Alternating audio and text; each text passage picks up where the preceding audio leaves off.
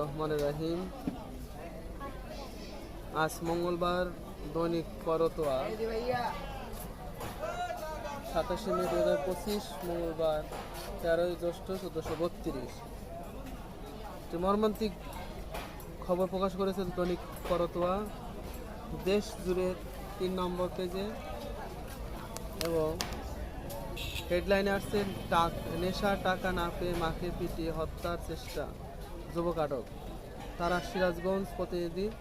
সিরাজগঞ্জে তারাশে নেশা টাকা না পেয়ে মাকে পিটিয়ে হত্যা চেষ্টার অভিযোগ। গত রোববার সন্ধ্যায় তারাশ থানা পুলিশ অভিযান চালিয়ে নেশাগ্রস্ত যুবক তারেককে আটক করে। মোহাম্মদ তারেক হোসেন উপজেলা সদর ইউনিয়নের বোয়ালিয়া গ্রামের মৃত জহুরুল ইসলামের ছেলে। আটকের বিষয়টি তারাশ থানার ভারপ্রাপ্ত কর্মকর্তা মোহাম্মদ জিয়াউর রহমান নিশ্চিত করেছেন ও পুলিশ এলাকাবাসী জানান, তারেক হোসেন নেশাগ্রস্ত যুবক, পাশাপাশি বেকার। সে দীর্ঘদিন ধরে নানা 6 নং পোস্টের একই দেখ। 3য় পৃষ্ঠার পরে 6 নম্বর পৃষ্ঠায় আসলাম।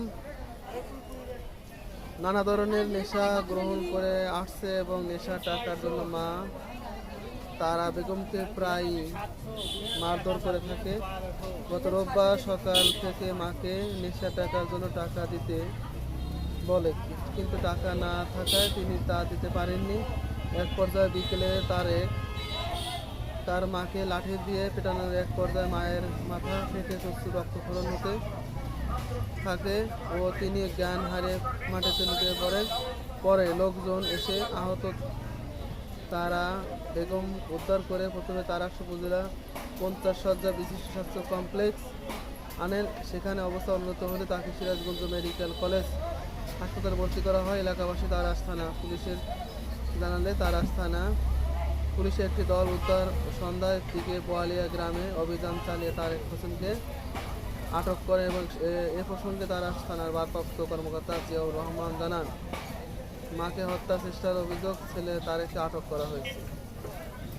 এই ঘটনা আসলে হৃদয়কে নাড়িয়ে দেয়। কি বলবো সে কথা। আমাদের দেশে যারা এই নেশার বিভিন্ন দ্রব্য বিক্রি করে, আমদানি রপ্তানি করে এবং যারা নেশার ব্যবসার সাথে জড়িত, প্রত্যেককে আইনের আওতায় নিয়ে এসে কঠোর শাস্তির ব্যবস্থা করলে হয়তো, এবং প্রত্যেকটা সমাজের পারিবারিক শিক্ষা, নৈতিক শিক্ষা দিতে হবে যে নেশাকে না, মাদককে না বলতে হবে, এবং ছোটোবেলা থেকে মানুষকে সামাজিক ও